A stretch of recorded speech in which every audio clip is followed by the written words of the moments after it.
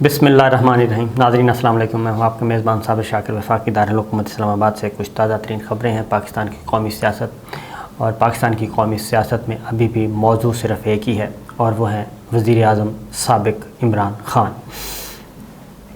India کے channels آپ دیکھ لیں، انڈیا کا پرنٹ اور الیکٹرانک میڈیا دیکھ لیں، وہاں پہ بھی ان کے سروں پہ بھی ابھی تک بھوت کی طرح اگر کوئی سوار ہے تو وہ ہے عمران خان۔ مغربی ملکوں میں آپ چلے جائیں، وہاں پہ بھی ابھی تک ٹائٹل سٹوریز، کوئی اخبار آپ کو ایسا نہیں ملے گا جس میں عمران خان سے متعلق کوئی خبر نہ ہو اور پاکستان کی سیاسی صورتحال کے بارے میں۔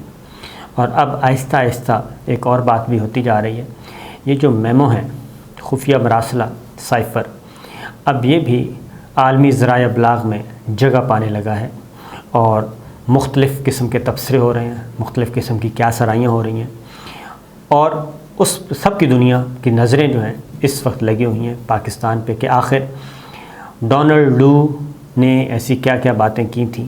اور اس کے بعد یہ جو کچھ بھونچال آیا پاکستان میں اس کی وجہ کیا بنی، اور عمران خان صاحب ایسا کیا کرنے والے تھے، عمران خان کی حکومت جو ہے جس کی وجہ سے یہ سائفر آیا اور پاکستان کو براہ راست دھمکی دی گئی کہ جناب آپ، اور پھر اس میں کچھ اور چیزیں بھی آپ کے ساتھ شیئر کرتا ہوں، امپورٹنٹ، بہت کوشش کروں گا کہ کسی نہ کسی طریقے سے آپ کو ساری باتیں کنوے کر دوں۔ میمو حاوی ہے، میمو ایک حقیقت ہے اور اس کو اب جھٹلایا نہیں جا سکتا، یہ تو بن گیا ہے وبال جان امپورٹڈ حکومت کی، اور امپورٹڈ حکومت اس وقت بہت کوشش کر رہی ہے کہ کسی بھی طریقے سے اس سے جان چھڑوا لی جائے، اس سے پیچھا چھڑوایا جائے۔ عمران خان پہ تو تھا سلیکٹرز اور سلیکٹڈ کا الزام، اور ان پہ تو وہ چھاپ لگا دی گئی سلیکٹرز اور سلیکٹڈ کی، لیکن اس سے کہیں زیادہ جو خطرناک چھاپ ہے وہ ہے امپورٹڈ حکومت، اور اسی لیے امپورٹڈ حکومت نامنظور کا ٹرینڈ جو ہے وہ بدستور جاری ہے۔ اب آہستہ آہستہ لوگ پریشر سے باہر آ رہے ہیں اور اپنی زبان کھول رہے ہیں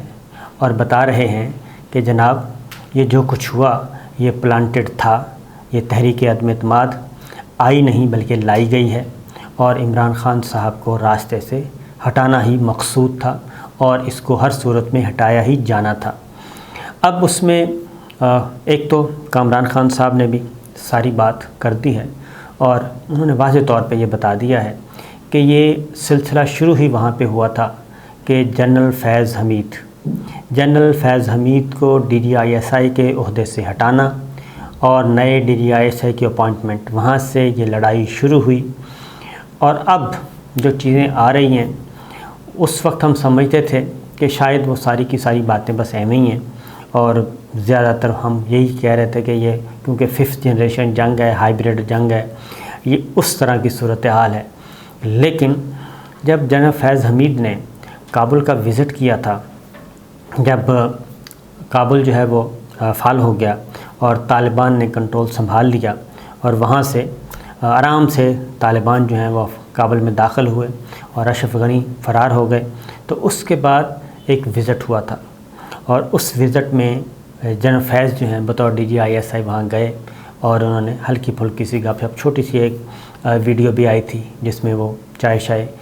پی رہے ہیں، ایک ہاتھ میں پیالی ہے چائے کی، اور اس میں تو پہلا جو DGISI جو بڑی طاقت یعنی کہ امریکہ کی نشانے پہ تھے وہ حمید گل صاحب تھے، اور ان کو بھی جب محترمہ بے نظیر بھٹو آئی تھیں 88 میں ان کی گورنمنٹ بنی، تو جنرل حمید گل صاحب کو بھی فارغ کیا گیا تھا، ان کو بھی اہم منصب سے ہٹا کے ایک پوسٹ دے دی گئی تھی کھڈے لائن والی، تو انہوں نے انکار کر دیا تھا اور انہوں نے ریٹائرمنٹ لے لی تھی، قبل از وقت ریٹائرمنٹ لے کے گھر بیٹھ گئے تھے، اور اس کے بعد انہوں نے پوری زندگی بہترین، اور انہوں نے پورا مقدمہ پاکستان کا لڑا، نہ صرف پاکستان کا بلکہ امت مسلمہ کا، اس پہ بھی نظر رہی آخری دم تک۔ اس کے بعد جنرل فیض حمید جو ہیں وہ انہوں نے جب وزٹ کیا تو ان سے سوالات بھی کیے گئے، اس کے بعد پھر ایک بھونچال سا آ گیا اس وزٹ کے بعد، کیونکہ ہم نے اس وقت بھی کہا تھا، اور سب سے زیادہ بھونچال تھا امریکن اور مغربی میڈیا میں اور انڈین میڈیا، یہ تینوں پہ تھا، برطانیہ، امریکہ اور انڈیا، یہ تین بہت زیادہ اس کو نیگیٹو پلے کیا گیا تھا، اور اس کو کہا گیا تھا کہ یہ سارا کچھ کھیل ہی ISI کا ہے۔ لیکن اسی دوران امریکی خفیہ ایجنسی کے بھی جو چیف ہیں انہوں نے بھی وہاں کا وزٹ کیا تھا، اور اس پہ سارے خاموش رہے۔ کبھی اگر وہ وزٹ کر سکتے ہیں تو پھر پاکستان کے اسپائی چیف کیوں نہیں کر سکتے؟ تو یہ چیز جو ہے اس وقت بھی کھڑکی تھی۔ تو کامران خان صاحب نے وہیں سے سلسلہ شروع کیا ہے، اور انہوں نے کہا کہ یہ ان کی اپائنٹمنٹ سے مسئلہ تھا، اور وہیں سے لڑائی شروع ہوئی، اور فیض حمید صاحب کی جو ریموول ہے وہ بھی وزیر اعظم آفس سے نہیں ہوئی، وہ بھی ادھر ISPR نے ٹویٹ کیا تھا اور انہوں نے خبر ریلیز کی تھی۔ تو وہاں سے جو لڑائی شروع ہوئی وہ لڑائی تحریک عدم اعتماد اور عمران خان کے اقتدار کے خاتمے تک رہی، اور پھر یہ کہ عمران خان صاحب کے ساتھ گیم ہوئی ہے، کھیل ہوا ہے، کھیل کھیلا گیا ہے۔ تو اس وقت بھی یہ خبریں ہیں۔ پھر زرداری صاحب نے ایک بات کی تھی، زرداری صاحب نے کہا تھا اب میرے پاس آتے ہیں، مجھ سے مدد مانگتے ہیں، ہم سے کہتے ہیں کہ اس سے جان چھڑوائیں۔ اس وقت بھی ایک لطیفہ سمجھا گیا، اور ہم نے اعتبار کر لیا کہ نہیں، زرداری صاحب ایسے کہتے ہیں کیونکہ DGISPR نے اس کی تردید کر دی تھی کہ ہے کوئی آدمی تو ہمیں بتائیں جی کس نے کیا۔ پھر خبریں آنا شروع ہوں گی، شہباز شریف صاحب کی ملاقاتیں شروع ہو گئی ہیں، زرداری صاحب کی ملاقاتیں شروع ہو گئی ہیں، زرداری صاحب اسلام آباد، لاہور مسلسل وزٹ کرنے لگ گئے، اور یہ ساری چیزیں پھر آہستہ آہستہ یہ ساری خبریں آنا شروع ہوئیں، لیکن اس کی تردید ہوتی رہی۔ تو کامران خان صاحب نے وہ ساری کی ساری بات جی پوری سٹوری سنا دی ہے، اور اس میں انہوں نے بتا دیا ہے کہ یہ سارا کچھ ایسے ہی ہوا، اور جو باتیں اب آ رہی ہیں اس کے مطابق تو پھر یہ سارا کچھ پلانٹڈ ہی ہوا، اور اس میں انہوں نے نام کسی کا نہیں لیا لیکن بات پوری کرتی ہے، کیونکہ یہ معاملہ ایبسلیوٹلی نارتھ سے شروع ہوا تھا، افغانستان سے شروع ہوا تھا۔ یہ ابھی بہانہ تو بنا رہے ہیں روس کا، لیکن روس سے زیادہ بہت پہلے ہو گیا تھا۔ پھر اس دوران ایک اور واقعہ بھی ہوا تھا، اور وہ واقعہ ہوا تھا امریکن جو ہیں ان کے چیف، انٹیلیجنس چیف، وہ پاکستان کا انہوں نے وزٹ کیا تھا، ان کی ملاقاتیں ہوئی تھیں، اور انہوں نے وزیر اعظم عمران خان سے بھی ملاقات کرنے کی کوشش کی تھی، لیکن وزیر اعظم عمران خان ان سے نہیں ملے، اور DGISI اس وقت جہاں فیضی تھے ان سے ملاقات کی، اور دیگر جن سے ملاقات کرنی تھی ان سے ملاقات کر کے وہ واپس چلے گئے تھے۔ اس کے بعد یہ سارا سلسلہ پھر شروع ہوتا ہے، اور پھر یہ ملاقاتوں کا سلسلہ شروع ہوتا ہے منحرف ارکان سے۔ جہانگیر ترین گروپ جو کہ بالکل خاموش ہو چکا تھا وہ زندہ ہوتا ہے، پھر ایک علیم خان گروپ آتا ہے، پھر چینا گروپ آتا ہے، یہ سارے کے سارے واپس آتے ہیں، اور واپس آ کے میں نے بتایا تھا کہ سب سے پہلے یہ جتنے بھی ہیں اختر مینگل صاحب، سب سے پہلے BNP مینگل نے چھوڑا تھا، اور BNP مینگل نے اس لیے چھوڑا تھا کہ جو وہ کہتے تھے کہ ہمارے جناب جو مسنگ پرسنز ہیں ان کو بازیاب کروایا جائے۔ یہ عمران خان صاحب پہ ان سے ملاقاتیں کی، اور یہ بنیادی وجہ بنی تھی، لیکن خان صاحب نے ان سے کوئی کمپرومائز کرنے کے بجائے خدا حافظ انہوں نے کہہ دیا، اور وہ چلے گئے تھے۔ MQM کے ساتھ بھی یہی کچھ ہوا۔ اب ایک اور چیز جو خبر ہے تازہ ترین، وہ یہ ہے کہ یہ سارے کا سارا جو سائفر ہے وہ، اور اس میں جو کچھ گفتگو ہے اور تحریک عدم اعتماد کا ذکر ہے، روس کا ذکر ہے، چائنا کا ذکر ہے، وہ ساری چیزیں ان کو اگر انٹر لنک کریں یہاں کے پچھلے 3-4 مہینوں کے جو ایونٹس ہیں ان کے ساتھ، تو لگتا یہ ہے کہ آپس میں یہ لنک موجود ہے۔ پھر IB کی رپورٹ جو ہے وہ بھی پڑی ہے پرائم منسٹر آفس میں، وزیر اعظم عمران خان اس وقت تھے، ان کے پاس بھی پڑی ہے، مختلف ملاقاتوں کی ڈیٹیلز ہیں۔ اور پھر ایک ریکارڈ پہ چیز ہے کہ جاتی عمرہ میں امریکی سفارتکار ملی تھی مریم صفدر صاحبہ سے، اس میں انہوں نے مریم صفدر صاحبہ نے باہر آ کے بتایا تھا کہ جی ہم نے پاکستان کے بارے میں جو کنسرنز ہیں پاکستان کی پالیٹکس، پاکستان کی گورنمنٹ کے بارے میں، وہ ہم نے امریکی سفارتکار کو بتائی ہیں، اور ان کو بتایا ہے کہ جناب یہ کچھ ہو رہا ہے۔ مولانا فضل الرحمان صاحب نے پریزیڈنٹ بائیڈن سے کہا تھا کہ آپ دنیا کے سربراہ ہیں، اور دنیا کے سربراہ کے ہوتے ہوئے جناب آپ ادھر بھی توجہ دیں اور ادھر بھی مدد کی جائے۔ یہ بھی ان کی موجود ہے گفتگو۔ اب ایک اور ایونٹ ہونے والا ہے، وہ بھی ذرا سن لیں۔ خبر آئی ہے لندن سے، اور وہ خبر ہے کہ ملاقاتیں شروع ہو چکی ہیں الطاف حسین سے۔ الطاف حسین سے ملاقاتیں شروع ہو چکی ہیں، اور ان کو بھی کہا جا رہا ہے کہ آپ بھی ذرا ایکٹیو ہو جائیں اور آپ ایکٹیو ہوں کراچی میں، تاکہ جو آپ کا ووٹ بینک ہے وہ واپس لایا جا سکے، اور MQM جو اس وقت ٹوٹ پھوٹ کا شکار ہے اور کچھ لوگ مختلف جماعتوں میں چلے گئے، کوئی PTI میں چلا گیا، کوئی PSP بنا لی، MQM، پھر ڈاکٹر فاروق ستار بھی الگ ہو گئے سب، تو آپ یہ کام کریں اور دوبارہ سے آپ ایکٹیو ہوں۔ ایکٹیو ہونے کے لیے، اور اگر کوئی ظاہر ہے اب تو وہ اگر بیک قلم میں جنبش جو ہے وہ سارے کے سارے ECL کے نام اگر نکل سکتے ہیں تو پھر ان پر بھی پابندی ختم ہو سکتی ہے، کیونکہ اس وقت تو لاہور ہائی کورٹ کا فیصلہ ہے اور لاہور ہائی کورٹ نے یہ روکا ہوا ہے اور وہ فیصلہ سٹینڈ کرتا ہے تمام TV چینلز اور اخبارات کے لیے کہ ان کو رپورٹ نہیں کرنا، لیکن اس کے باوجود اگر درمیان میں سے کوئی کر دیتا ہے تو اس کو کون روک سکے گا۔ تو الطاف حسین کو بھی اس گلدستے میں لانے کی کوشش کی جا رہی ہے اور ان سے ملاقاتوں کا سلسلہ شروع ہو چکا ہے۔